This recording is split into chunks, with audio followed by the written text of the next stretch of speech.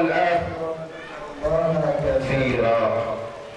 وقال صلى الله عليه وآله وصحبه وسلم إنما بعثت لأتمم مكارم الأخلاق. صدق الله العظيم وصدق رسوله النبي الكريم ونحن على ذلك من الشاهدين والشاكرين والحمد لله رب العالمين.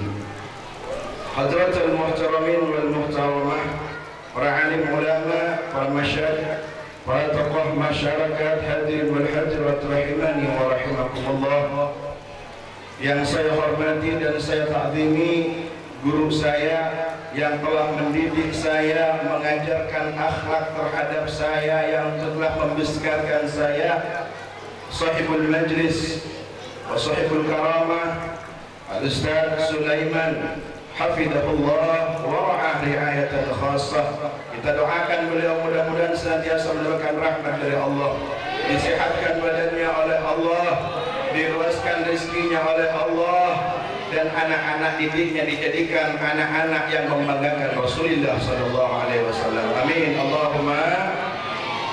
Dan juga yang saya hormati guru kita, ustaz kita Al-Ustaz Athaillah, mudah-mudahan dengan sebab hadirnya beliau di tempat kita ini, Allah curahkan rahmatnya kepada kita semua, sehingga tidak ada satupun di antara kita bangun di tempat ini kecuali semua diampuni oleh Allah. Amin Allahumma.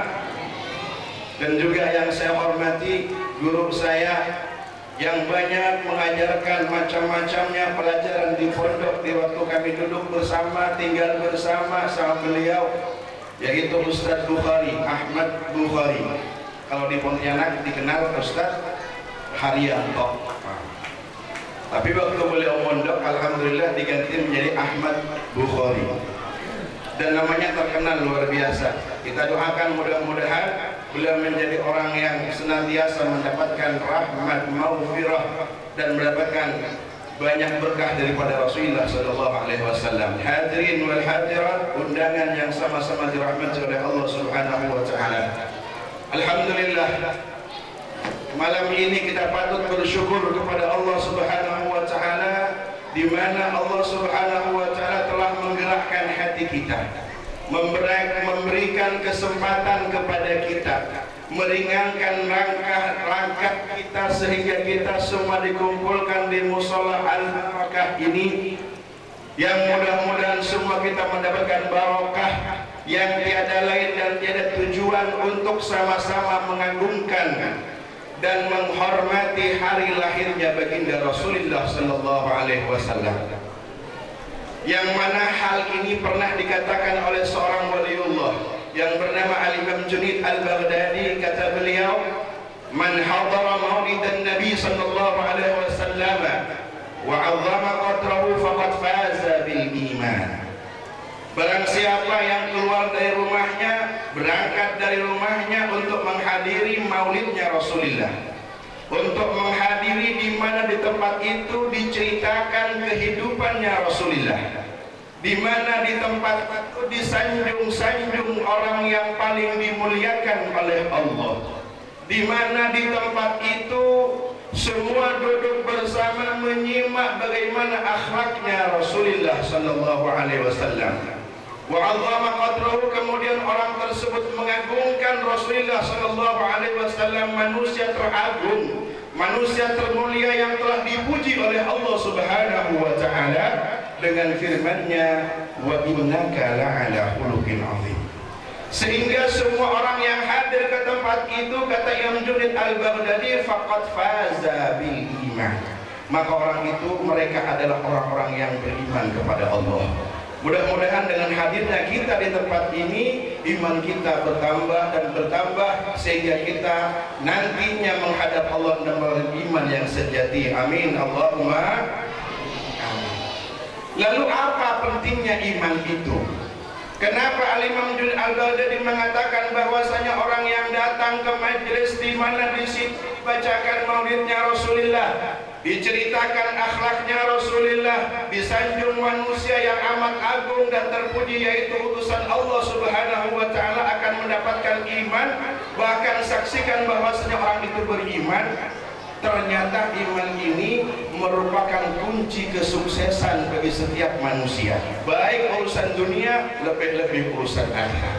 Dan guru saya cerita, pas saat itu kami belajar kitab Mukasyafatul Qulub, mukhtasar daripada kitab Ihya Ulumuddin bab iman. Kata guru kami mengatakan, orang yang beriman itu ibarat buah sebagaimana buah manggis. Bapak tahu buah manggis Pak ya? Di Pontianak ini tempatnya buah macam-macam, semua buah ada. Kemudian buah manggis itu kalau kita lihat luarnya tidak menarik, begitu dilihat ya Allah bentuknya seperti itu, kulitnya kusam, tidak menarik untuk dimakan. Tapi ternyata begitu dibuka isinya bagaimana Pak? Alhamdulillah semangatnya timbul lagi. Tapi kalau nggak beriman, udah pulang kerja capek, kena hujan, basah-basah, sampai di rumah buka pintu langsung merangot istri. Kira-kira bagaimana Pak? Aduh, susah, nggak kerasa di rumah. Kemudian kata guru kami, orang yang tidak beriman itu beribarat buah bagaikan buah kedondong. Ibu-ibu, halo, tahu buah kedondong Bu? Di Pontianak ini ada tidak buah kedondong? Kalau tidak ada besok ke pasar dalam, kampung dalam maksudnya. Kampung dalam, dulu kami sering ke sana kampung dalam. Pernah tempat jualan beras juga dulu di sana di kampung dalam. Di kampung dalam itu tempatnya orang jual buah. Buah kedondong itu kalau dilihat dari luarnya licin, mulus, bagus. Jujurlah, benerlah. Tapi ternyata dalamnya berduri. Ternyata orang yang tak beriman kepada Allah, orang yang hatinya tidak didasari dan diberikan nikmat iman oleh Allah Subhanahu wa Ta'ala, maka setiap orang yang berteman dengannya, orang yang ada hubungan dengannya, orang yang bergaul dengannya akan senantiasa dan selalu kena durinya, selalu disakiti. Dikasih kepercayaan, khianat. Dikasih ini tidak baik. Pokoknya macam-macam.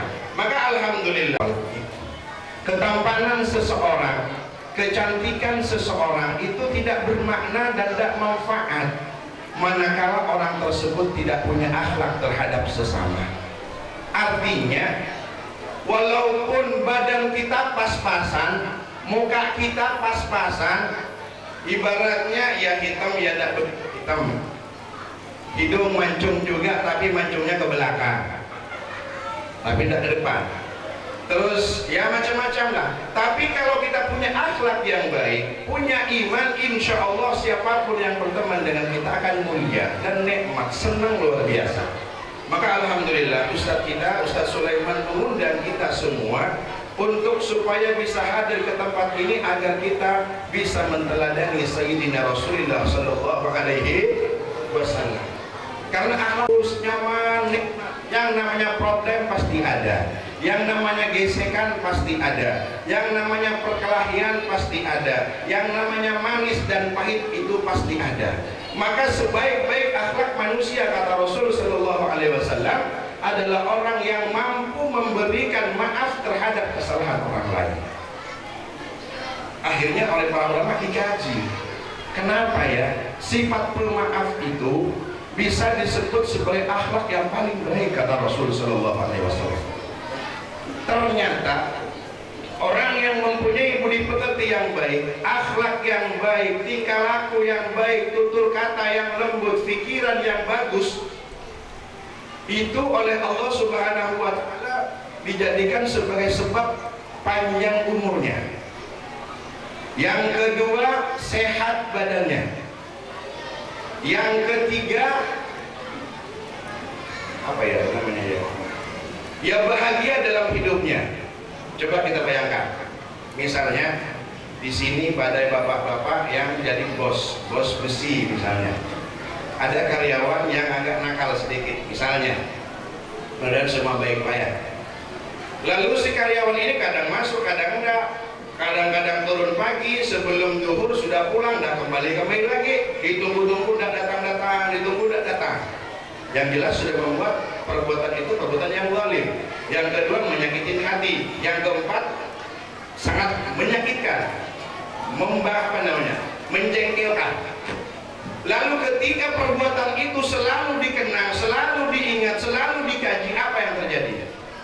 Satu, ketika sudah pulang ke rumah, membawa problem yang ada di kantor, yang ada di perusahaan, mau tidur, dan juga bisa-bisa tidur.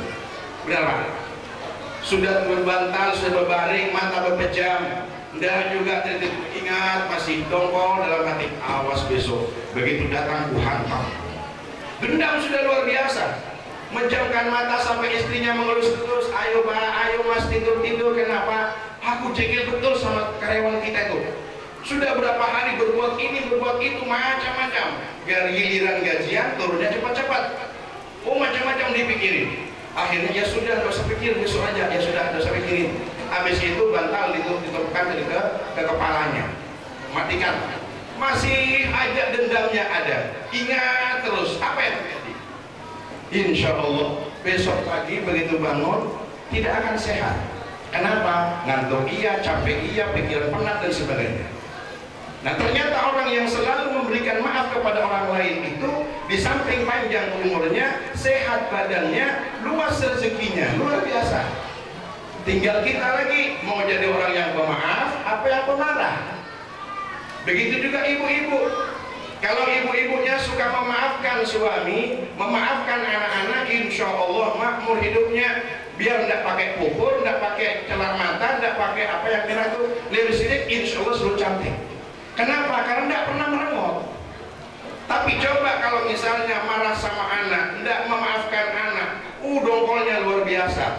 Tetangga datang ke rumah mau ngasih undangan, kena semprot juga. Tidak jadi ngasih undangan, lari. Nah, itu yang pertama. Yang kedua kata Rasul Sallallahu Alaihi Wasallam, termasuk daripada akhlak yang baik itu untuk dia haromah. Hendaklah engkau memberi kepada orang yang sudah tidak mau memberi kepadamu. Nah, ini biasanya orang itu kalau sudah pernah diundang tidak datang, tidak mau diundang lagi. Atau misalnya pernah dikasih, diberi, ternyata dia tidak balas, tidak mau lagi diberi, macam-macam.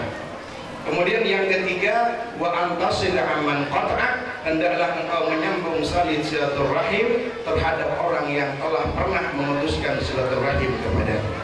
Dan ini ternyata orang yang suka memberi maaf, suka menyambung silaturahim, dan begitu juga suka memberi terhadap orang yang tidak mau memberi, termasuk daripada akhlak yang baik dan termasuk daripada sifat tawadhu.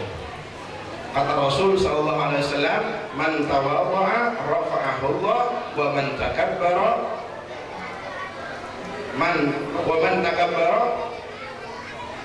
apa lupa sudah? Wada'ahu Allah, subhanallah. Alhamdulillah. Man takabbara wada'ahu Allah. Barang siapa yang mempunyai sifat takabur, sifat tidak mau ngalah, loh ini gue, loh aku orang kaya dan sebagainya, wada'ahu Allah, maka orang tersebut akan dihinakan oleh Allah.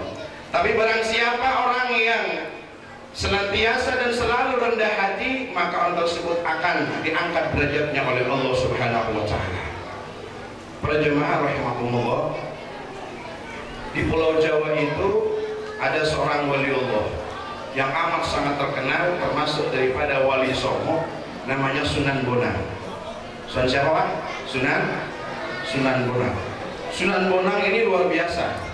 Beliau berdakwah, di antara dakwahnya selalu memberi kalimat-kalimat yang sedikit sedikit tapi padat isinya. Pernah suatu ketika beliau mengatakan, jadi sifat tawadhu itu sama beliau diartikan seperti ini. Wahai murid-muridku, kata beliau, jadilah kalian semua ini menjadi orang yang bisa merasa, dan jangan pernah menjadi orang yang merasa bisa. Apa Pak? Bisa merasa, jangan menjadi orang yang merasa bisa. Ternyata orang yang senantiasa dan selalu menjadi orang yang bisa merasa atau sifat tawadhu, ini oleh Allah Subhanahu wa Ta'ala diangkat derajatnya dan dimuliakan, karena ini orang tahu diri.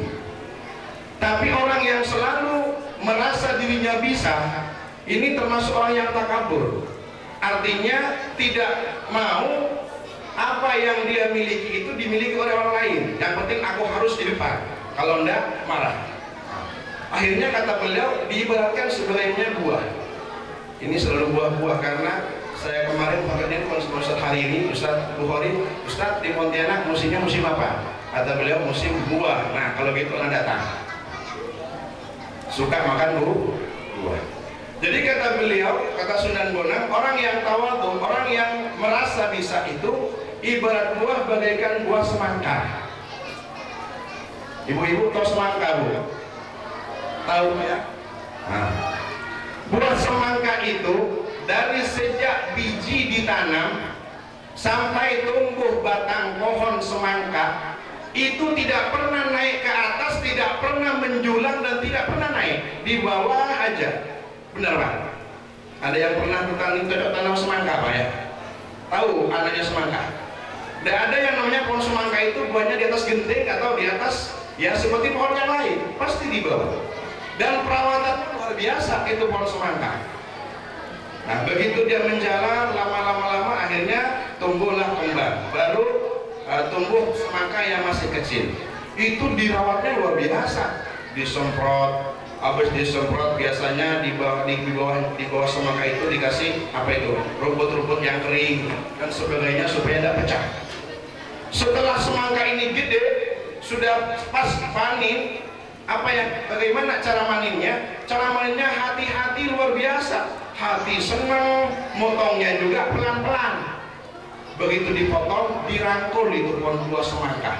Adalah digelendengkan atau ditendang, pecah, diambil, dirangkul. Ini orang yang tawadhu.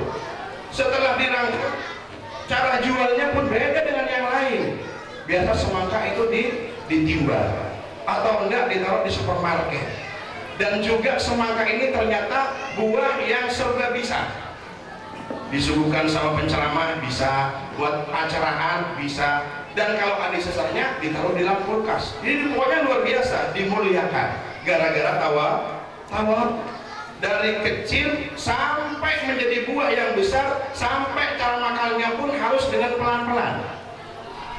Inilah orang yang tawadhu. Artinya orang yang rendah hati, orang yang tawadhu, semua makhluk Allah Subhanahu wa taala diberikan cinta oleh Allah Subhanahu wa taala kepadanya. Sehingga tidak ada satupun orang yang akan menyakiti hatinya. Beda dengan orang yang sombong atau orang bahasa Arabnya takabur. Kata Sunan Bonang, orang takabur itu ibaratnya pohon bagaikan pohon kelapa. Ibu-ibu tahu pohon kelapa, Bu? Tahu ya? Pohon kelapa itu dulu di sini waktu kami ngajar di sini ada kayaknya di sini. Mana kan? Dulu. Pohon kelapa di situ banyak ada. Jadi pohon kelapa itu begitu ditanam, buahnya ditanam, itu membutuhkan waktu yang lama. Setelah itu baru tunas tumbuh, terus tinggi-tinggi 5 tahun, 6 tahun baru berbuah. Ternyata buah semangka yang buah kelapa ini buah sombong. Dia tidak mau jatuh kecuali ditebas. Dan begitu juga ketika dia itu ditebas tidak pelan-pelan, tidak kayak kita membelah semangka, harus kuat, harus keras. Begitulah orang yang sombong. Sekaya apapun orangnya, sehebat apapun orangnya, kalau dia sombong pasti akan ditinju, pasti akan dicaci, pasti akan dicela oleh semua orang. Tidak cuma orang lain, sampai kucingnya pun benci sama dia.